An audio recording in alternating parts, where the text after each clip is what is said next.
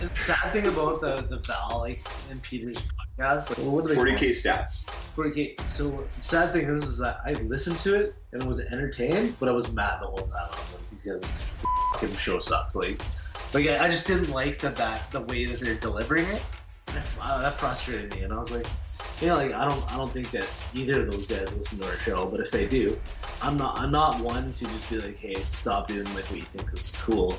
Because you probably like the Raptors and stuff too, Cash Money Hammer. Cash Money Hammer. He absolutely likes the Raptors. There's no doubt in that. But he was wearing his visor upside down, with his Cash Money Hammer basketball jersey. I feel like that's gotta be a persona he's putting out there. Frontline Gaming presents 40K Stat Center with your host, Val Heffelfinger and the Falcon. Do some jumping jacks, some squats, some deep lunges. Throw your fists in the air. Perhaps wave them around like you just don't care. Stat Center is back, baby. The Vanguard Grand Series takes its name seriously as it leads the way into tournament play in a new edition and a brand new world. And it may be the end of the world as we know it, but Adelaide felt fine. So we head to South Australia for the Adelaide GT. It's good to be back. Let's cross our fingers it stays this way.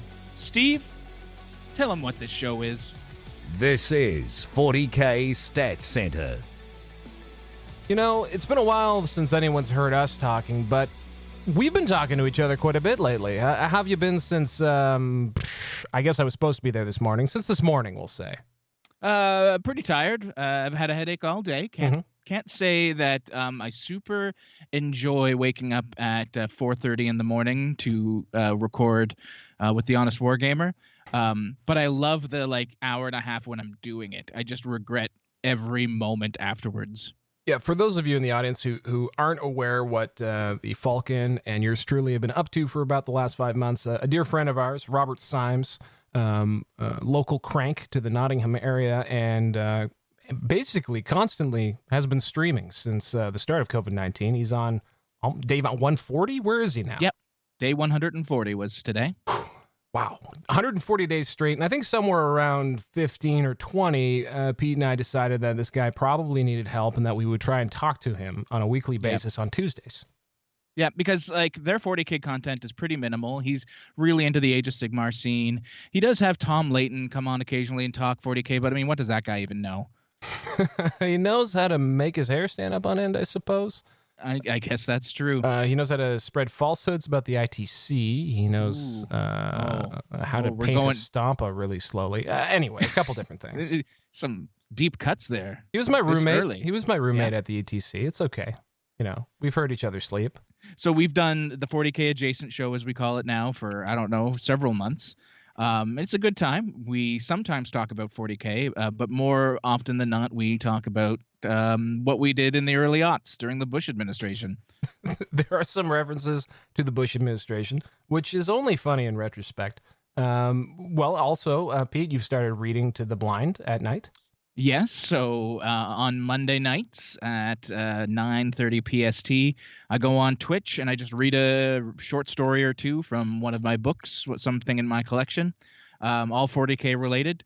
Just, keep people company, and the ones of listeners that I have seem to enjoy it, so I'll keep it up.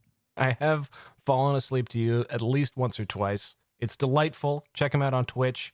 And then on top of that, the Frontline Gaming Network, in our absence, has grown quite a lot. So if you haven't heard from us before, you have no idea who we are or what we're doing, this is 40K Stat Center. We do tournament news and coverage when tournaments are in session. Since Frontline Gaming has blown up since COVID started somehow, I guess that's because of 9th edition, we've added a lot of audience members, and you maybe don't know us or what we do, but we're going to try and cover every grand tournament and major as they come every week. And we had been doing that for almost a year when COVID started. And now, maybe, just maybe, some tournaments have started to come back. How do you feel about that, Pete? I'm feeling okay about it. I mean, when we stopped recording back in March, not counting our Chat Center episode, it felt like the right thing to do. COVID was really starting to spark real hard in a lot of major areas. Many events were canceling, and we were getting a lot of messages from people that were talking about, how they still wanted to run their event, and it just, in some cases, wasn't safe. So it felt like the right thing to do to kind of stop talking, see where everything panned out. In our absence, there was maybe only 1 or 2, 3 events tops that actually hit like a GT or major status. I think there were no majors because it became such a big deal. Everything canceled out. But with the launch of 9th and states and countries kind of developing far more in-depth COVID handling regulations, we're starting to see them again. So we had an event last week, the Wizards Asylum GT, which we don't have anybody on for, but I know there, Dan Salmons, who won, has done a couple of interviews. That was like a launch week GT. With masks and spacing, et cetera. And I mean, this week we've got 2 events we're covering in depth, and we'll tell you where to go to listen to talk about the third not as good one. Canadian content as well, so that's part of it. And so I think one of the reasons we went off the air, I think also is one of the cool things about the show is that we do get to introduce you to players who have had tournament success, made it to that top table, or did something unique in an event. And we didn't really want to provide an incentive for people to go out there and risk themselves in order to, A, play in tournaments because, some things are more important than Warhammer. And B, we just didn't want to encourage reckless behavior. That all being said, we're still going to try and cover tournaments that are operating responsibly in this environment. COVID-19 has not gone anywhere, as you are all very well aware. And in some places, it's as resurgent as ever. So we definitely want to try and handle this as carefully as we can. When we discuss this with the TOs, we've been so far very impressed with the level of detail and attention that's been paid to player safety and how the players have been keeping each other safe. So let's keep doing that, everybody, because it does seem like it's possible to play 40K, even though there's this little pandemic going on. Yeah, I mean, I wouldn't expect a super major anytime in the near future, but I think you can get 30 or 40 guys together and girls in the right scenario if you follow the right, health procedures and actually have a good time of it. Absolutely. All right. Well, another thing about the Frontline Gaming Network before we depart here is that it seems to have gotten a little bit bigger, a little more crowded in the lineup. Yeah. They've seemed to have added a couple of brand new folks while we were gone. Probably to fill that gaping hole that was left with, our talent having dissipated so quickly. I love that word. Gaping hole. That's good content. Yep. Cavernous. PG-13. Yes, that's right. I believe we were trying to refer to The Art of War Down Under, hosted by our dear friend and 40K Stat Center, the Ocho host, Mr. Adam Camilleri. He's doing something similar but different. Same but different to same but different. He is kind of interviewing top players, going over lists, concepts. Just doing what a podcaster does. The great thing about Adam is he has become the new you, and is now essentially on every podcast in 40K. Well, I've noticed. So, I mean, if anybody has listened to the latest Chapter Tactics episode, he was on that as well, going over podcast content. I'll note that I didn't get invited. Well, I'm not Pablo, so I won't speak for him. But I will say that something you haven't brought up about what happened in our absence was probably the most important thing, is there's a little Valfredo Jr. running around. Well, I don't know if he's running yet, a little early, but... Nope, just peeing, pooping, and vomiting on things, which has been very entertaining. We have a delightful young man who's entered our lives here at the Heffel household, and it's actually been super awesome.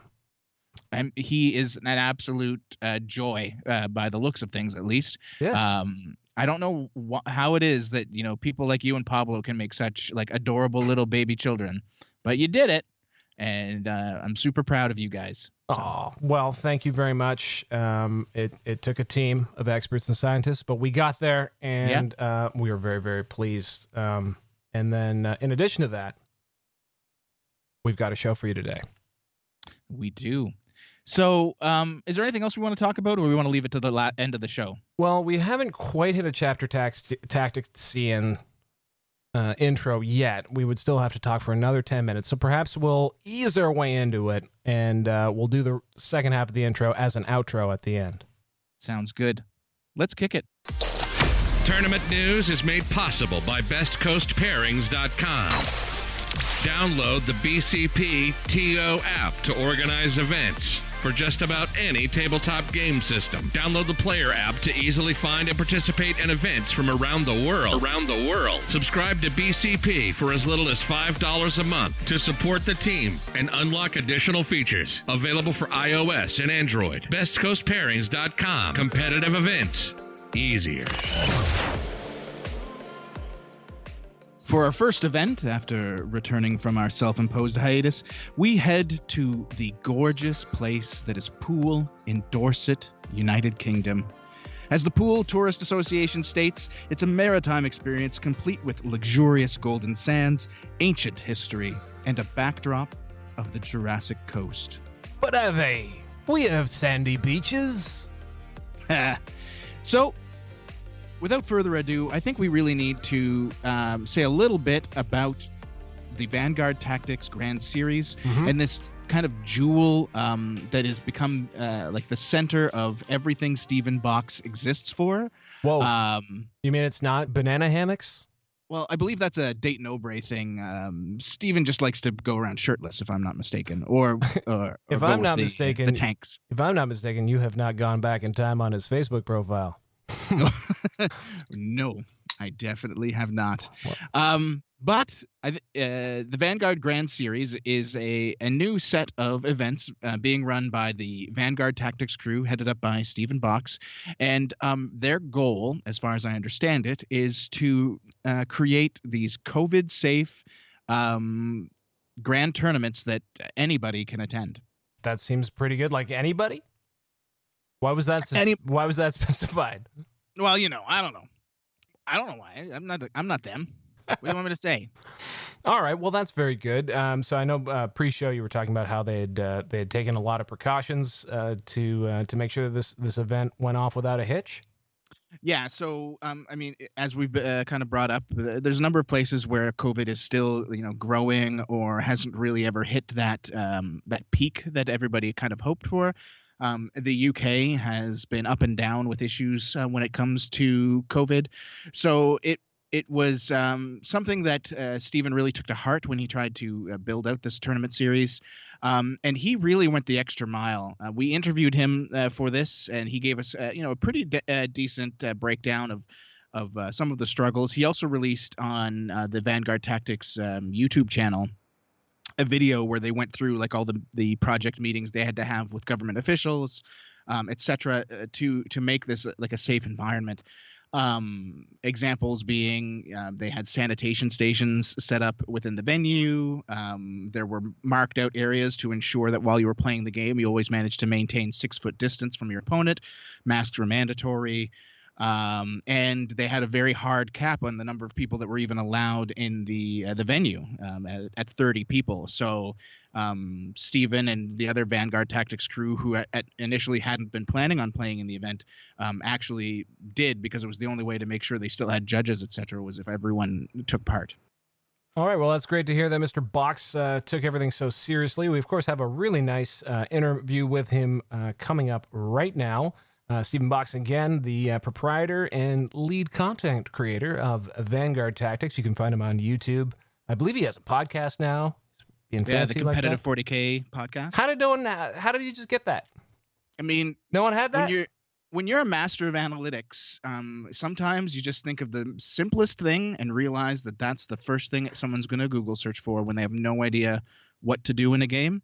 And he nailed it. So he probably already has the most popular podcast on the internet about Competitive 40K. So why don't we kick it over to him? Hey guys, thanks so much for having me back on the show. It's been a while, and first of all, so glad that you guys are putting the show back on, as 40K Stats has been sorely missed, I think, by the community. So well done on getting the show back on the road. But yeah, for me at Vanguard Tactics, it's been a very, very busy time through this sort of coronavirus times. I went live for 80 days straight over on my YouTube channel to hopefully keep the community that enjoy my channel kind of going and keeping their spirits up. And obviously we've had the launch of 9th edition, so yeah, it's been very, very crazy. And just to add a little bit more pressure on, obviously I decided to run an event with Foreground. And Foreground are a publishing company here in the UK that really specialise in all different types of wargaming terrain. So it was their event. I helped run and organise and promote the event, throughout and obviously on the day. And we held that at a local gaming store called Entoyment. So it was kind of our combined efforts to really make sure that this event went ahead. And our biggest thing from the offset was to make sure that we created a really fun and immersive competitive game environment where it embodied everything that we stand for at Vanguard Tactics, which is all about sportsmanship and fair play, whilst obviously every competitor giving it their absolute best. So we really wanted to support that with incredible terrain, mats. We wanted to make sure that every single player left with something, and I'll go into some of those things. We had incredible prize support, trophies, you name it. We really wanted to make this a premier event, and I really feel like we did that, but it has certainly been a stressful one in the lead up. We decided from the offset that we would do this with the sort of local council approval, and for them to be fully aware of what we were doing, and we wanted to work with the local council to make sure that we did absolutely everything by the book, and if not, and if they didn't approve, then the event was not to go ahead. So we certainly set the bar extremely high, but we wanted every single person that came to feel completely safe, and that was first of all our biggest priority amongst the rest of things. So yeah, it's been a stressful one, but we did a 30-player event, and every single member of staff and referee also played, because that was one of the safety precautions that we put in place, was a 30 maximum player or person venue, and we did that through a number of different reasons.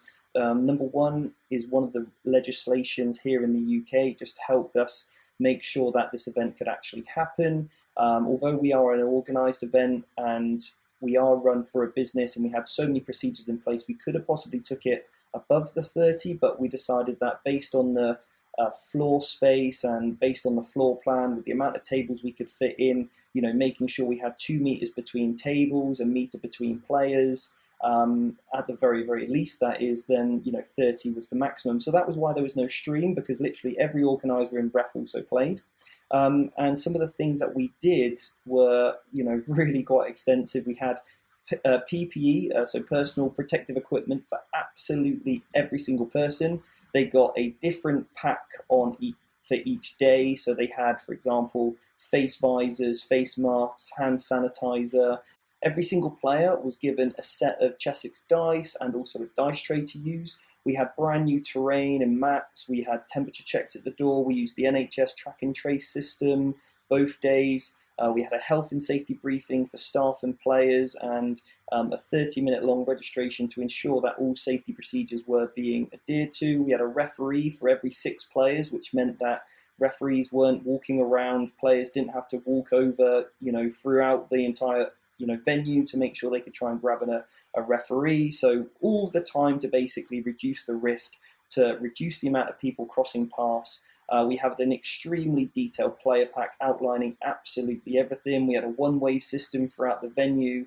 We had to exit players out of the hall after they played and entered them in 2x2 before their next round, so they could go to their old table, grab their models, take it to the new table, again to stop people crossing over. Face masks were mandatory for everyone. We had face visors, which were optional. And we also had a yellow and red card system that ensured that this was different to the regular code of conduct that we've used in the past for the ITC, because if there was any breach of this, then there would be a yellow-red card system and people would be removed from the venue.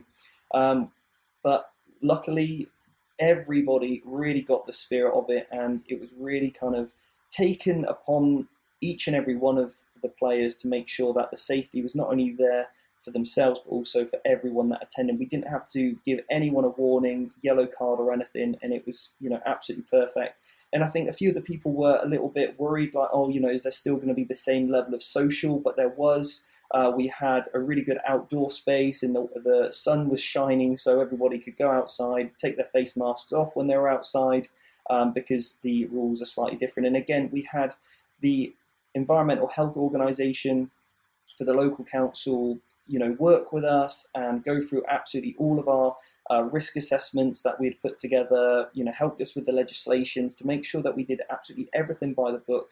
We ticked all their boxes to make sure this event went ahead. We even offered people full refunds right up until they entered the building if they weren't happy with anything that we'd laid out or didn't feel safe, but we didn't get a single dropout, and we actually had a waiting list. So I was extremely proud of that, and yeah, the event was extremely successful.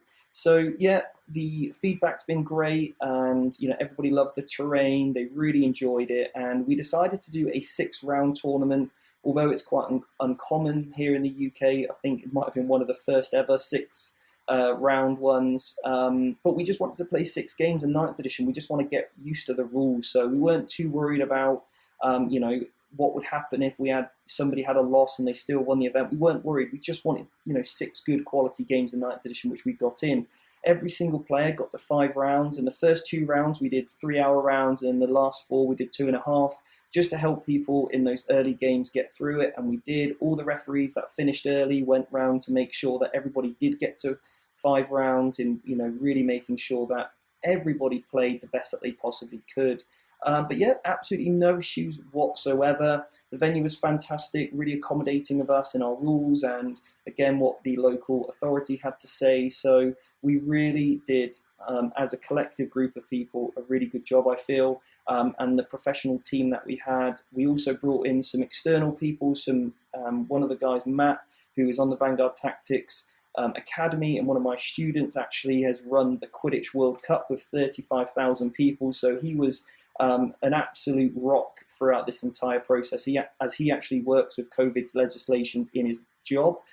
So having somebody like that on the team was absolutely fantastic. Now, in terms of my thoughts on 9th, in the early days, like probably most people, adjusting to change was difficult. I absolutely loved the ITC, so change was hard. And I wasn't a massive fan of the primary mission, for example, as I've missed the kill more aspect. But do you know what? The more I've played it, the more I've come to enjoy it.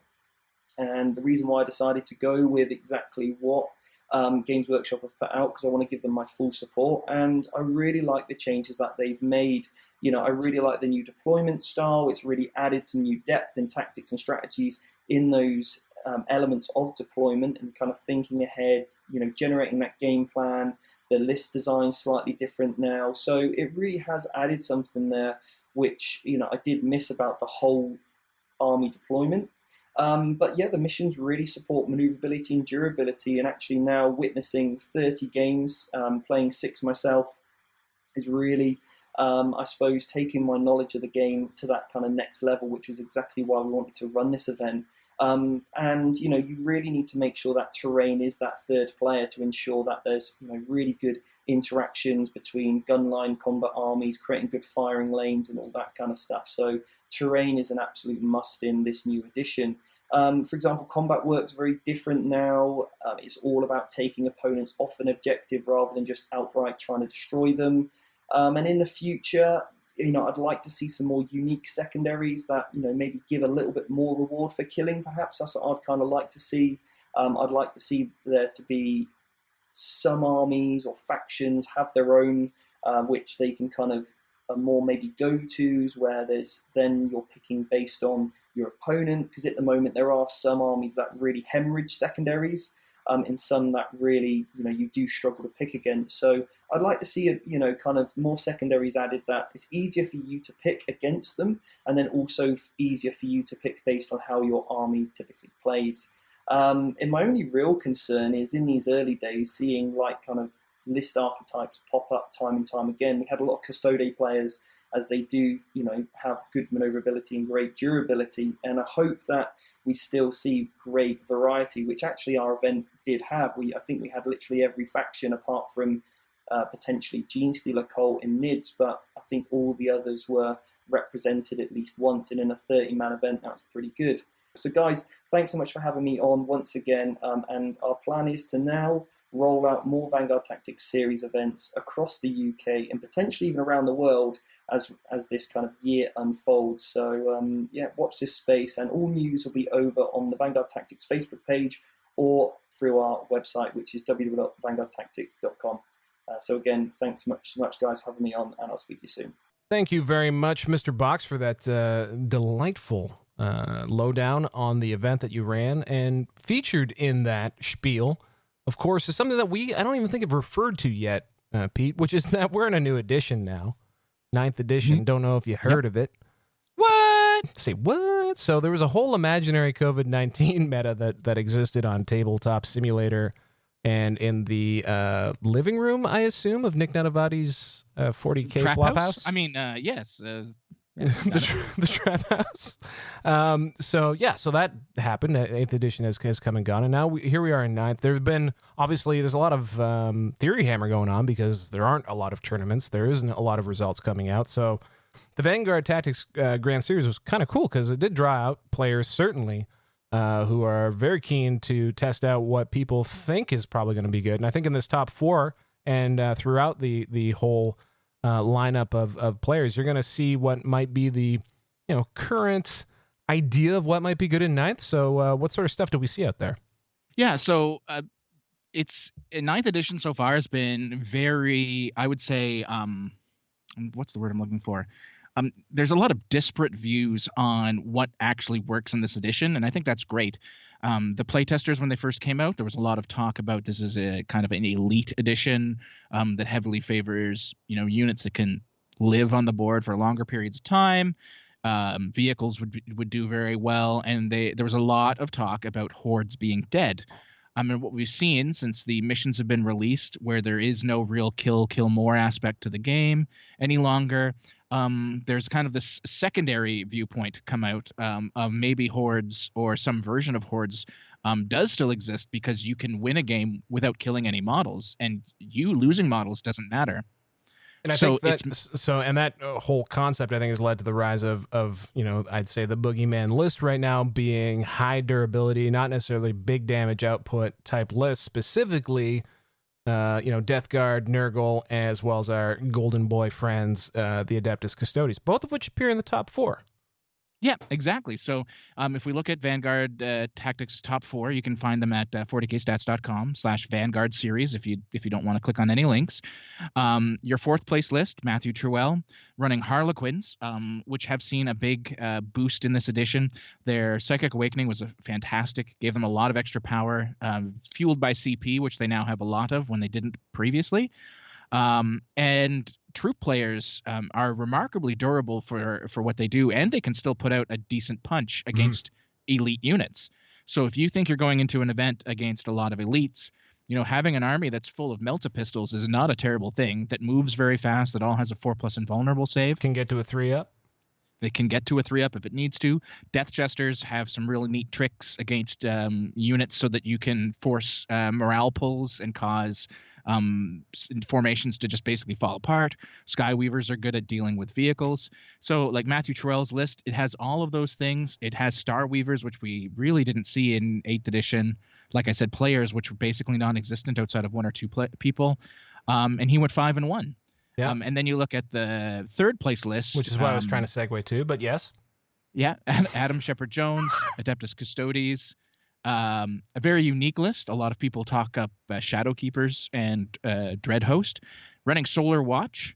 So this is a list. Solar Watch has a warlord trait and stratagem that are more based on maneuverability. So he can actually be a lot more aggressive, fly up the board a little bit faster with his Virtus Praetors and his Venatari, and grab those objectives and stay on them because of that, 4+ invuln, 2+ armor save on the majority of his list. Mm-hmm. And Adam, we'll talk about it a little later, and we'll also get the some info from the eventual winner of the event.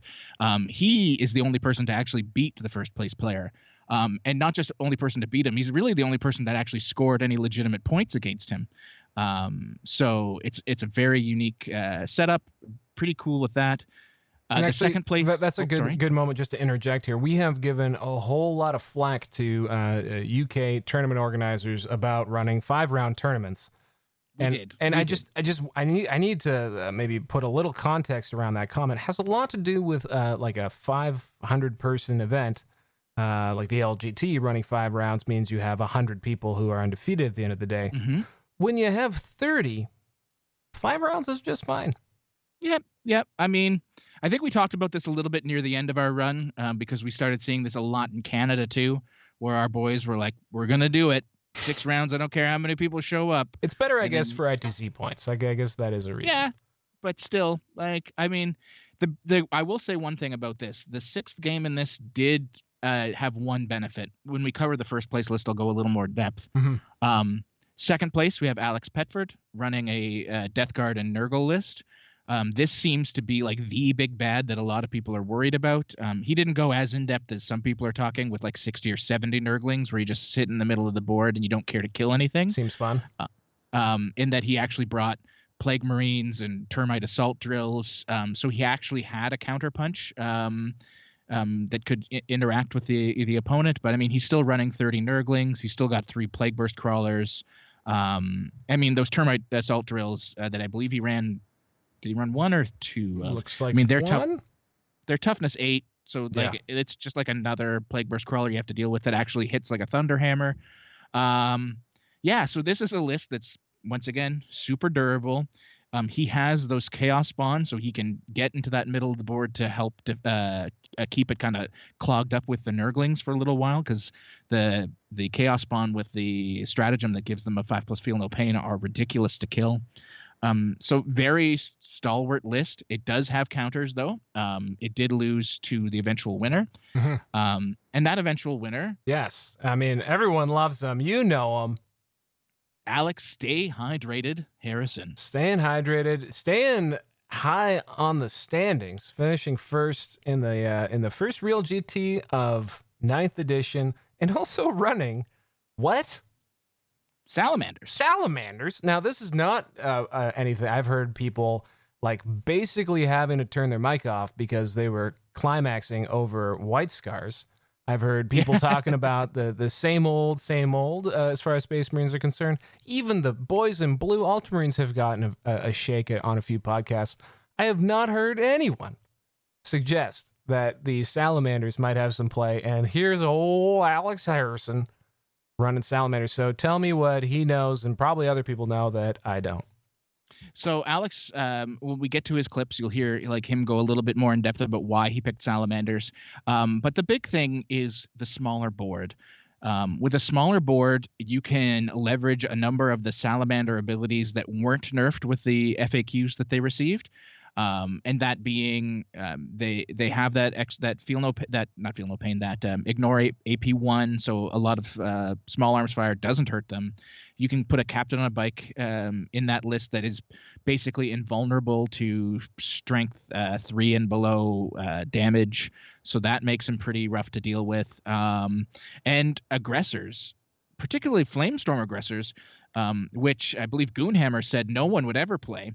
Actually become viable in this list, because if those Flamestorm aggressors get a second turn on the board, which with reserves and things you can kind of easily accomplish, they're coming in tactical doctrine with that Salamander +1 to wound. They're AP1 now, and he can spend a stratagem to make it so that they act as if they didn't move for Salamanders. And he's also, so they're pumping out like 1 billion shots. He's also rocking long range marksman.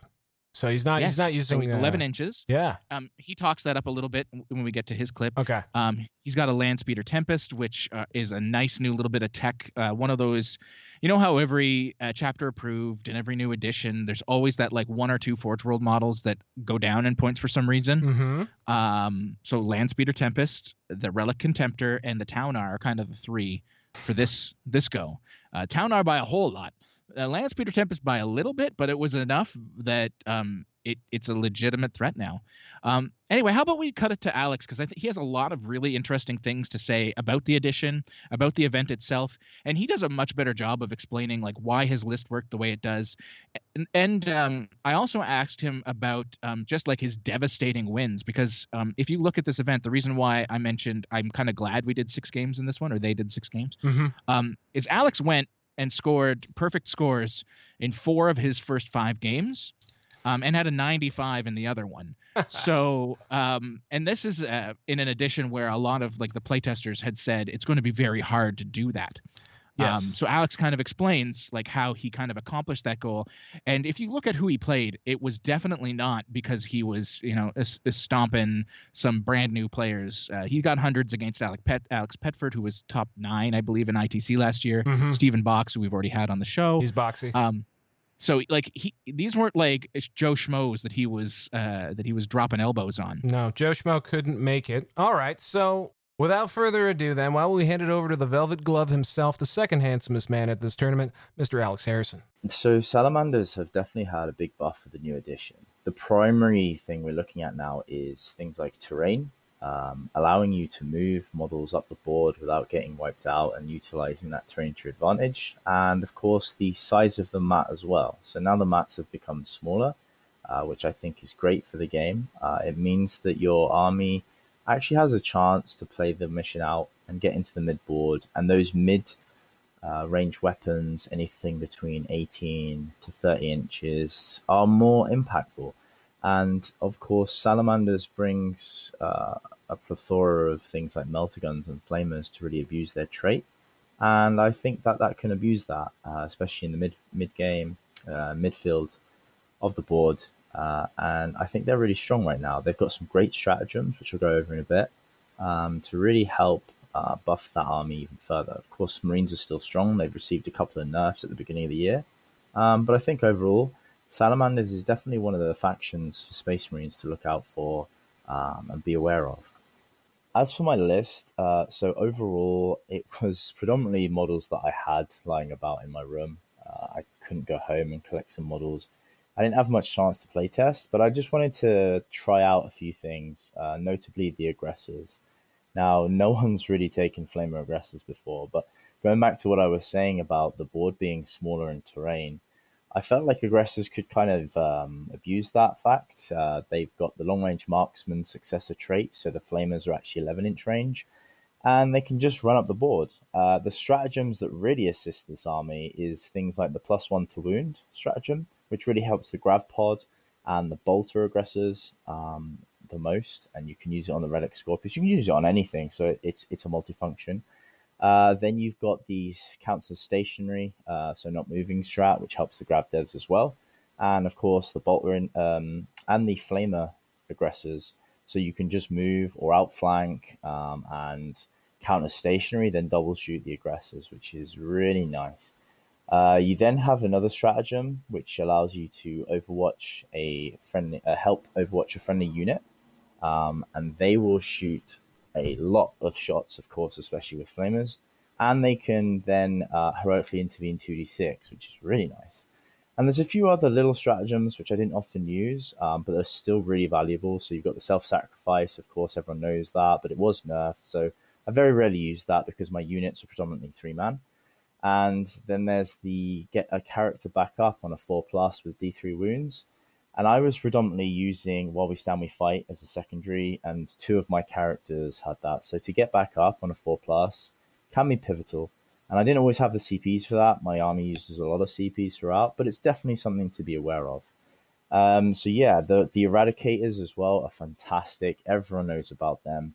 But again, Salamanders really brings them to life. My army tends to either hit you hard first turn and definitely hits you harder second turn.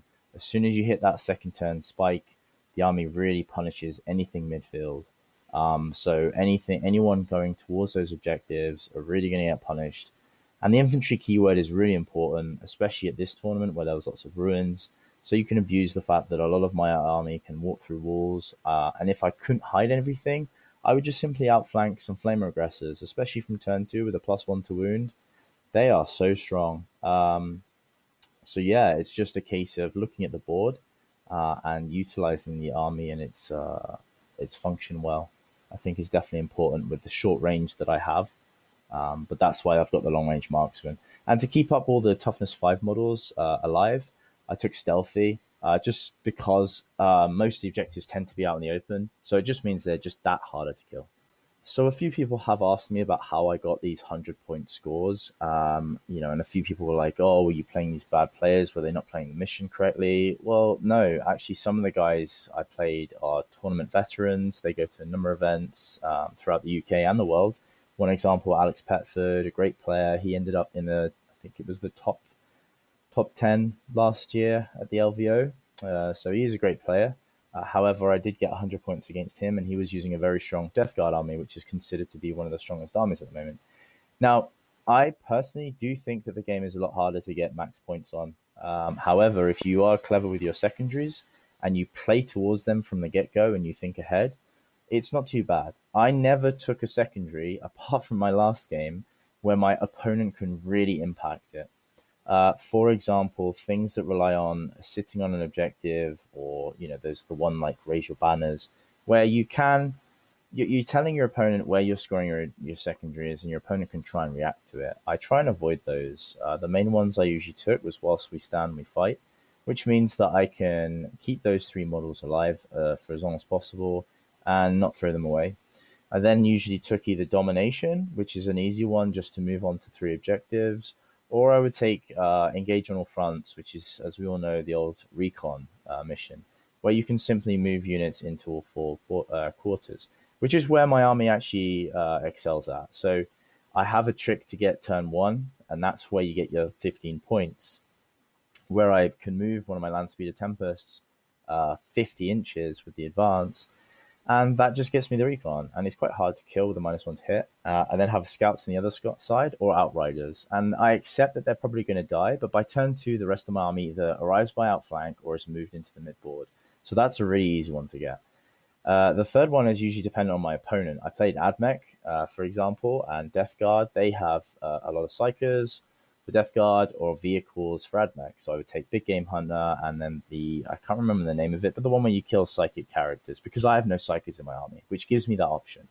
So yeah, you just need to, when you build your list, you need to see how you can stop your opponent getting secondaries by not taking too many vehicles, for example, or characters, and how to get as many points as you can for your own secondaries. And then primary, you max at 45, so it doesn't really matter when you get those points. You just need to foresee that you do max them. For example, some games I was getting 0 on turn 1 and 2, and then 15, 3, 4, 5. So it's just looking ahead. So I did actually lose my last game to a great player, Adam. He was playing an interesting Custodes list, and to be honest with you, at this point, obviously, I already knew I'd won the event. However, not to take anything away from Adam, he played a brilliant game. I made a number of mistakes because my head wasn't in the game, and he capitalized on that. To be honest with you, I didn't really get the mission. I didn't read it properly. I picked a tertiary mission. I think it's like data, where you hold an objective and then you get a point for every other objective you're on. But with the mission that we had, where there was 4 objectives along the center of the board, it was really difficult for me to push forward and sit on them against a Custode army, who are really strong and really good at killing multi-wound models. So I struggled with taking him off objectives because, I'm not going to lie, he was rolling 4+ invulnerables like a boss.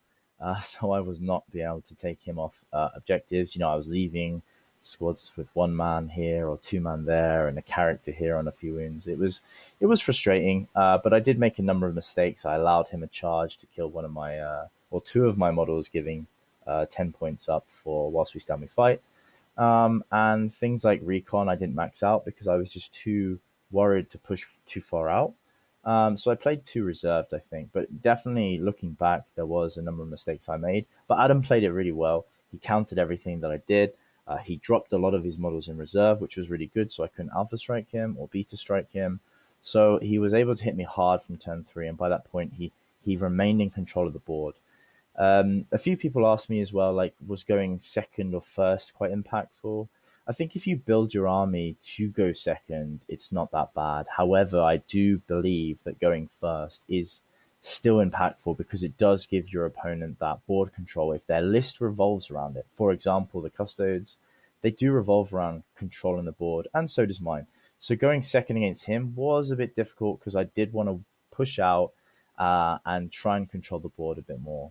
But props to Adam, he played it really well, and I got trounced. So, but yeah, overall the event went really smoothly. Obviously, with the COVID restrictions, there was a lot that we had to consider, wearing masks.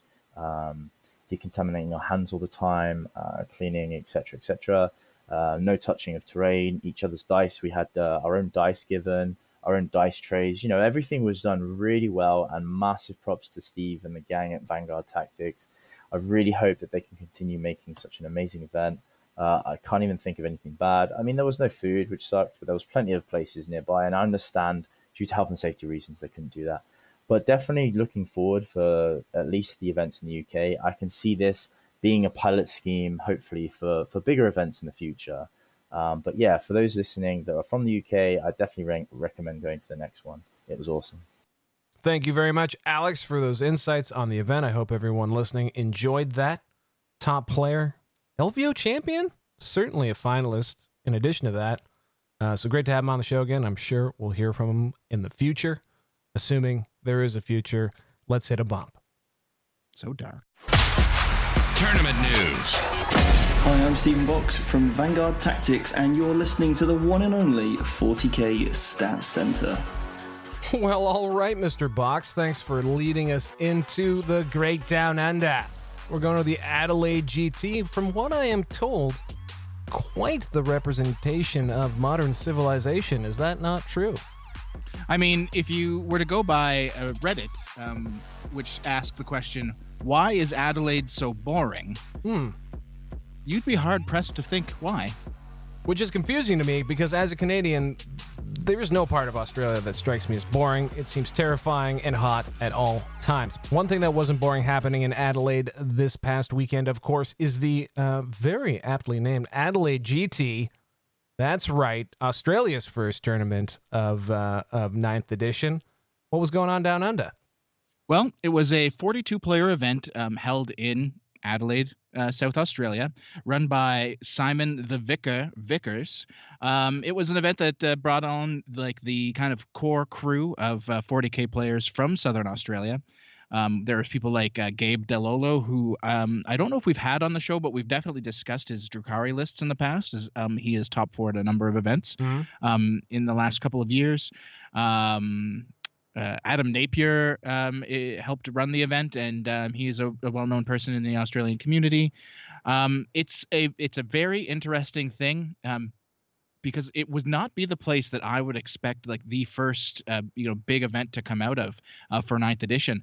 But kudos to them. Simon's a big fan of the show. I've talked to him several times in the past about his events, his event plans, and just a really joy to talk to regardless. So super exciting to hear what they had to put on. Well, why don't we give it over to Simon to maybe talk to us a little bit about that South Australian meta from someone who takes it more seriously than two jerks on a podcast. The meta in South Australia is pretty unique. It's quite insulated, and it's definitely its own monster. It's super hard to take a net list and just go well with it because we've got such a different variation of lists, factions. The skews can be crazy from super big night lists and town R's to the 300 termagant carpet or what have you. Coronavirus was forefront in our mind, and we followed all the government guidelines, including social distancing, contact tracing. There was sanitizer everywhere. The guys were pretty well behaved with this one. We had plenty of space, and even the police came around and inspected us, and we got the all clear. They were happy with the precautions that we'd taken. Although I must admit it is a little bit weird not being able to shake your opponent's hand, but hey, if it means we can keep playing 40k, we'll stick to it. The whole tournament went really, really well. Everyone coming to grips with the rules pretty solidly. We had probably 3 kind of groups of players. You had your top tier players who were shooting for the win. You had your middle tier guys who they had pretty competitive lists and strong players, but didn't mind a couple of beers. And then we even had a group which were pretty much learning to play 40k because they hadn't played it in years and years, coming back to it. So it was quite a diverse range of players there. And thanks Peter and Val, you guys are awesome. Love listening to your show. We missed you for a bit, and we're really glad to have you back from the Adelaide GT. Thanks, guys. Oh, thanks, Simon. What a great guy. There's something I did want to talk about here, just from Simon's comments about the unique meta that they have in South Australia and the GT in question, where like you can't really plan for like a grand meta because things are so skewed based on what people bring. Mhm. I think that's something very important for literally everyone now, particularly in this kind of new COVID world. If you are a newer player or you're just getting into the competitive scene, don't focus on what you think is the best list in the world or what is the best thing across the board. Focus on what is going on where you are, because that's what's going to make you successful in your particular area. If you have 18 Death Guard players, 2 AdMech players, and that's it, you don't need to figure out how to beat guard if they happen to be currently strong. Play to what's in your area, because no one's traveling right now. Yeah. And that's really how you're going to improve. So it's really good insight from Simon there, and something that I think we really need to latch onto, particularly now where there's not going to be, or there probably won't be, any real super majors for a while to come. Or even just majors. I was actually just noticing this is a 42-player event, as you said off the top, and that's probably going to be about as big as it gets. I know here in Ontario, the biggest gathering you can have indoors is 50 people, but you need the space for it. So I think you're absolutely right. There's a good chance that you'll be able to anticipate literally who's going to be showing up, and based on what they could have, sort of tailor as need be. Now, that all being said, we had the Vanguard Tactics Grand Series as our first tournament that we covered, and as we mentioned, did seem to be quite representative of that internet meta, that what everyone thinks is good type lists. Adelaide GT, a little bit more spice in their lives down there. We've got some interesting finalists. Yeah, for sure. So one thing that Simon kind of brought up in talks with me, the top table featured an orc buggy list, which we'll get into pretty in depth in a minute, versus renegade knights. And knights, both renegade and imperial, have kind of been shot down as possible competitive lists these days, particularly pure knights. They don't benefit very well from most of the terrain rules. You need to be on a bunch of objectives, as we kind of talked about with Vanguard Tactics, and what Alex had mentioned, and others to a degree. So this concept of being able to stick around, it's very hard for knights. So to have one make it to the finals, hit that T-whip, as it were, was really exciting coming out of this event. And if you look at the other top 4 finishers, we had Space Wolves. So do you think this is crazy Space Wolves? Do you think this is everything OBSEC Space Wolves? Yes. So from what I understand in my little talk with Simon, they did go with the FAQ as written. So everything in this was OBSEC for this event. So that makes it 3 times as terrifying as it already is, because I was just gonna say that in this list, though, it doesn't go full hog on it. I suspect the rule will be infantry models are OBSEC. So his Wolfen that he's got here would be OBSEC, but he only brought 2 impulsors, so he's not really taking advantage of that ruling right now. No, for sure not. I mean, this is kind of what you kind of saw from an 8th edition Space Wolf attempt, and near the end, with the exception of the addition of those assault intercessors, which are fantastic, especially as Space Wolves or White Scars for that matter, because of like the extra damage they can put out once they get to that assault phase. They've got that impulsor protection. And Wolfen are always deadly. Anything that can hit that hard with a Storm Shield, even though they're so expensive, if they get into your units, they do a lot of damage. Ragnar Blackmane's a killer. So pretty spicy list. The fact that everything in that list had OBSEC probably helped for sure. If we look at 3rd place, Gabe Delolio running Cabal of the Blackheart and mixed homunculi, the Dark Technomancers and Masters of Mutagens. This is kind of what I've seen a lot of people talking about as like the Drukhari list, where you kind of do Venom spam, but inside the Venoms you put Racks now instead of Kabalite Warriors, because Racks are harder to kill. Also, Kabalite Warriors, LOL, so expensive. Yeah, exactly. So the Racks add that extra, like, you're not going to kill me, I can sit on this objective. And then you have your Cabal of the Blackheart for the Vect. That's really all you're using it for. Quick question from the floor here, Pete. What the hell's with Reapers these days? I mean, it didn't go up that much in points. it shoots things. All right. But is I'm it not is it Archon not Scary. Okay, well, I'm just saying. I've seen it around. The like weirdo Drukhari guy in my chat is all about the Reapers, and I'm just like, cool, I guess. And for everyone playing at home, just a random Forge World model that's not a Tantalus. I think that's the only other Forge World option they might have left. Yep. I mean, it does work, and at 150 points, it's probably a steal for what Drukhari also have available to them. Fair enough. But yeah, it's a good list. Like I said, I don't know if we actually had Gabe. I believe he was one of the people that we couldn't get clips from. But he's definitely won events in the past. And it's with these style of lists, except now he's gone more into the, survivability versus damage output. Mm-hmm. And then rounding out that top 4, Tyson Whitelaw playing Ultramarine Successors. With the Master Artisans, Long Range Marksman. This is a list that's kind of a mobile gun line. He's got a lot of Dreadnoughts. He's got a Relic Leviathan, still scary. Ultramarines, not sure if that's the best way to play it. I think White Scar's Relic Leviathans are super cute and hilarious because they can advance and shoot all their weapons as assault, which is pretty funny. If I'm not mistaken, though, I mean, this is a named successor chapter, the Myrmidons. So perhaps is that a real thing? No, there's no special character. So then this guy definitely just loves his chapter. Just loves his chapter. And you know what? If you can go 4-1 at a GT and you love yourself that much, go for it, man. It's not like he took bad things. No, not at all. It's a pretty solid list. It's got aggressors, Relic Contemptor with the twin las cannon and cyclone missile launcher I brought up earlier. Like that's a unit that went down in points in Forge World despite having seen top table play in 8th edition near the end.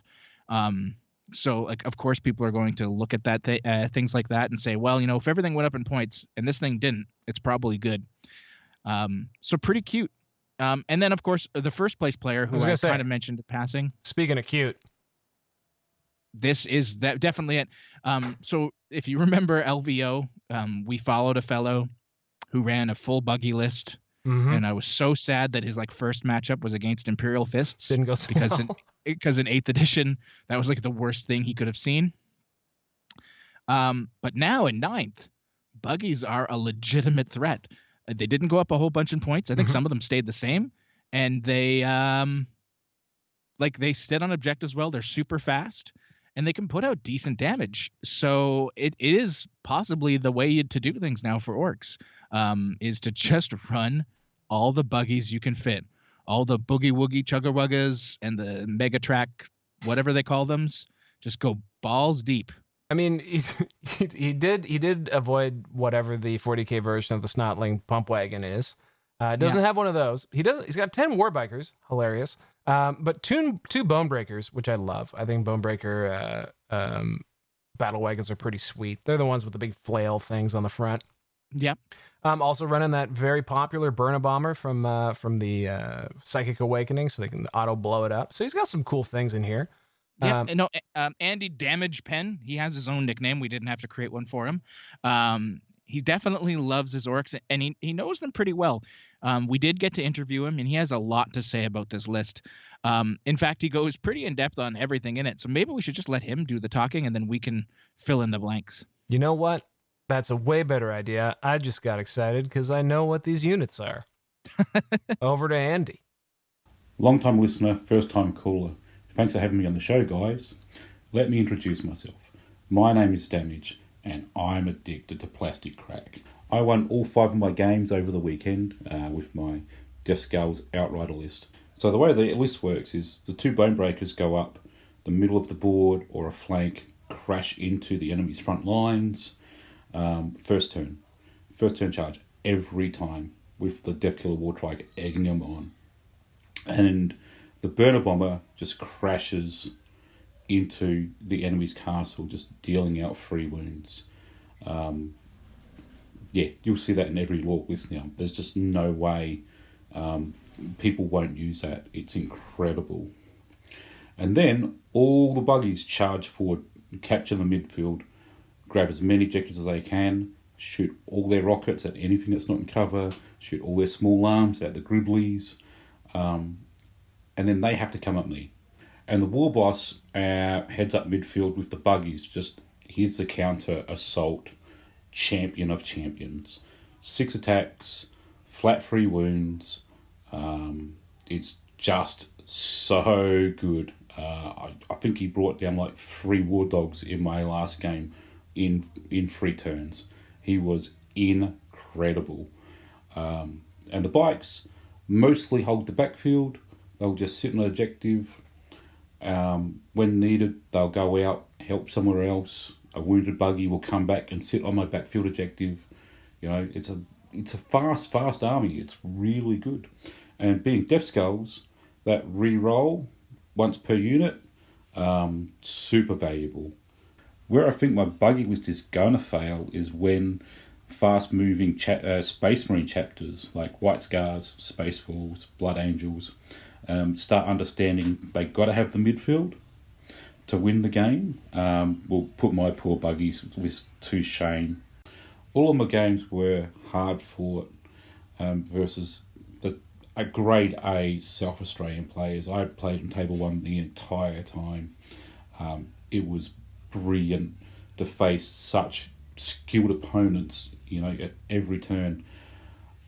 The best game was against the Space Wolves. It was clearly the hardest because there was like almost 30 Wolven in that army and Black Mane. And the only way I could deal with it was bait the Wolven with a unit, wait for him to bite, shoot 1,000,000 of the rockets from my scrapjets at him, and then charge with the scrapjets and just pray that I got all the mortal wounds before I had to fight them in close combat. In the game versus the Space Wolves, I had all the scrapjets just cruise around as a pack, just picking on one unit of Wolven at a time, delete it, try to get to the next one without suffering too many losses. That game, they were the standout units for sure, while everything else I just threw under the bus. It was really cool to like bait Space Wolves out with just units they had to kill, put on objectives that they had to take, and then the scrapjets would just do all of the heavy lifting. If I really had to change something in the list, the Boomjacker Snazwagon, which is really cool to say, would go, as so would the Custom Booster Blaster. More jump dragsters would be perfect to be able to jump in the back lines, grab that recon, secondary objective, what they call now, engage on all fronts. Things like that. And the secondaries were the thing that really helped push my score up. Engaging on all fronts, I always took. Killing more than the opponent was very handy in a lot of cases. And usually, you know, a third one that you get to go, oh yeah, clearly I'm going to kill the monsters, or clearly I'm going to kill the psychers. 9th edition is looking really, really good tactical edition. Holding multiple objectives and not just shooting from the castle to win your games makes a game super tactical. And the secondary objectives being a lot harder to get as well. Fast moving, hard hitting armies are going to do very well, as my list proved over the weekend. I can see Orcs being a mid-tier army again this edition, but that doesn't disappoint me. I like to play on hardcore. When your nickname is Damage, and it seems like you may have given it to yourself, you better bet your balls that you like to play on hardcore. Thank you, Andy, for repping the Orcs and winning. Also, shout out Rich Kilton, won a GT in the end of 8th edition out in Utah. But this is about Andy, and Andy kicks butt, and this reminds me why I really love this show. We get to meet really cool players like that. Pete, anything left to say about the Adelaide GT? I just want to say, like, Andy Penn is an absolute peach. And something that Simon Vickers mentioned to me was that Andy, in the course of this event, never stopped drinking. He believed that the man had at least one beer for every round he played. Turn he played, not round. Yes. In this event. So Apparently the damage is to his liver. Yeah, or his brain. I don't know, but it's still, the guy loves to play on hardcore mode, and like you can't not respect that. Tournament news. Hey guys, this is John Lennon, Daniel Smith, and Jimmy Prescott with Florida Man 40K and Team Brohammer, and you're listening to 40K Stat Center. Power. Yeah, it's the best. How did I miss that song? It's so great to hear. I don't know why they've only ever played it like once. It was like the best thing they've ever done on Florida Man 40K. And, yeah, literally probably the only thing they've done. I think they only release like one episode every fortnight. And you can all Google what a fortnight is while we wrap up the show. And it's not the video game. It's not the video game. I am so old and such a dad that didn't even occur to me. Okay, so before we wrap everything up, I think we have a quick hitter. Yeah, for sure. We had the boardroom brawl that took place in lovely British Columbia. 30-player GT, 1,750 points because, of course, they had to be difficult. I'm sure there's a story there somehow. Probably not. It's an event. We've interviewed the TO before. I believe was still Scott De Winter Vilke. Oh yes, De Winter Vilke. Yeah, it's a well-known event. They run every year. They're particularly known for their very unique terrain setups. They have these very elaborate boards that have giant Grand Canyons within them and all sorts of things that really change the way the game plays. But it was won by a person we've had on the show before. Big fan of quick hitters. Big fan of quick hitters. Matthew Bodnarchuk, better known as The Bod. Who won with Harlequins. He beat his podcast partner in shame, George Thompson, running the obviously properly costed Taunar in the finale. And so, if you want to hear Bodnarchuk be salty about winning against that undercosted Taunar, you can tune in to our friends over at 40K Today. They actually did a very 40K Stat Center style interview with the Bod himself immediately post-game. They had an on-the-ground correspondent there, so check that out. I believe it was Tuesday's episode from this week. Yeah, it's very excellent. Very well done, guys. Way to keep up the work while we were gone. Absolutely, because, how do you do a daily 40K podcast? I don't know. I can barely do a semi-annual 40K podcast at this point. All right, well, I think we've done it, Pete. Yeah, that's it. Reese wanted us to talk about something, so we're still allowed to be on the network. Oh, yeah, there's a really cool contest going on right now where they're giving away some sort of a shopping spree to anyone who's not from Canada. It's going to be really awesome.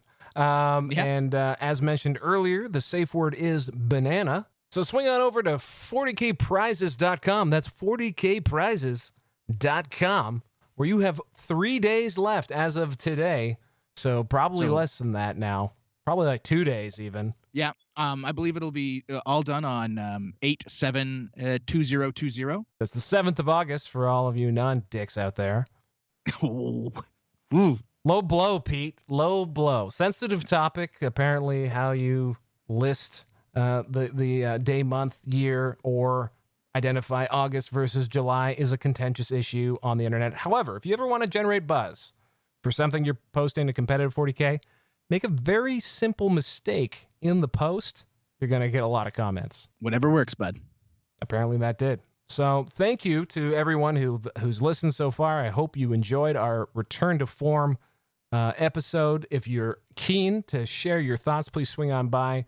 We usually get some good comments going on YouTube. You can check out our Facebook page, 40K Stats Center, and get in on the conversation there where I'm always happy to argue with you on the internet. Bye-bye.